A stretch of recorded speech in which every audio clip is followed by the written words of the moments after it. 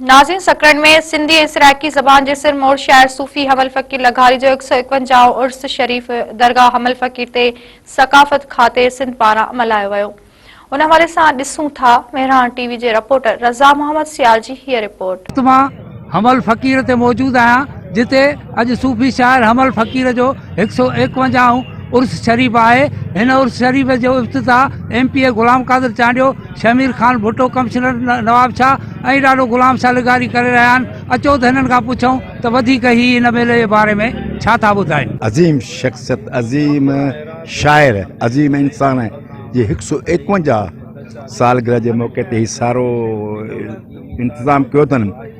ॿुधाईंदो हलां, महसूसु थो कयां, ख़ुशी सां ॻाल्हि थो कयां।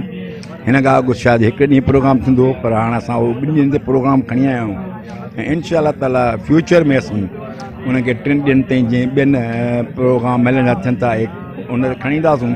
151 उर्स मुबारक लाइ हमल फ़कीर जी दरगाह ते मौजूदु आहियूं, जंहिंमें असां सां डिप्टी कमिश्नर नवाब शाह ऐं असांजो MP गुलाम कादिर, असांजा दोस्त ऐं हितां जा लोकल माण्हू ऐं पंहिंजो मीडिया जा दोस्त गॾिजी उन्हनि जेको आहे सिंध गवर्नमेंट कल्चर डिपार्टमेंट जे तरफ़ां ई जेको ॾियारो अॼु मल्हायो पियो वञे, उन में असां ख़ासि करे पंहिंजो विटनरी वारनि जा, एग्रीकल्चर डिपार्टमेंट जा जेके पंहिंजो विटनरी में जेके पंहिंजा जानवर खणी आया ऐं एग्रीकल्चर वारा जेके हितां में जेके लोकल सब्जियूं, मेवात या फ्रूट जेको बि थींदो आहे उहो खणी आया, उन्हनि जो तहे दिलि सां शुक्रगुज़ार आहियूं। ख़ासि जे सरमौर शाइर हमल फ़कीर जो ताल्लुक़ु सकरन सां ऐं असां ऐं तव्हांजो ताल्लुक़ु बि सकरन सां आहे। असांखे फ़ख़ुरु आहे हिन ते, पर हमल फ़कीर जो मेलो हिन नोयत जो न, इन खां वधीक सिंध लेवल ते थियणु घुरिजे, जंहिंमें CM बि अचे ऐं पाकिस्तान पीपल्स पार्टी जो चेयरमैन मोहतरम बिलावल भुट्टो ज़रदारी साहिब जीअं ॿियनि दरगाहनि जे मेलनि ते वञनि था, तीअं हमल फ़कीर जे मेले ते बि अचनि।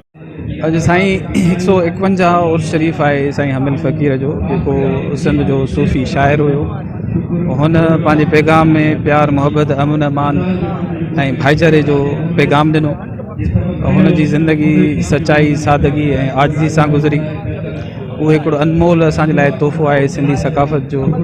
उन लिहाज़ खां अॼु हीउ मेलो मुनक़िद कयो वियो आहे। हमल फ़कीर जे अंगण ते गॾु आहियूं ऐं इंतिहाई ख़ुशि आहियां जो अॼु असांजे हिन अंगण ते कमिश्नर डिवीज़न शहीद बेनज़ीर आया आहिनि, चांडियो साहिब जन पिया आहिनि। राति असां वटि राग रंग बि शुरू थींदो ऐं इंशाअल्लाह ताला सकाफ़त खाते जे महिरबानी सां तमामु बहितरीनु प्रोग्राम थींदो। ऐं सभिनी दोस्तनि खे असीं हिते मेहरान चैनल जे थ्रू तव्हांखे दावत कयूं। कैमरामैन आक़िब रज़ा सियाल सां गॾु रज़ा मोहम्मद सियाल, मेहरान TV न्यूज़ सकरन।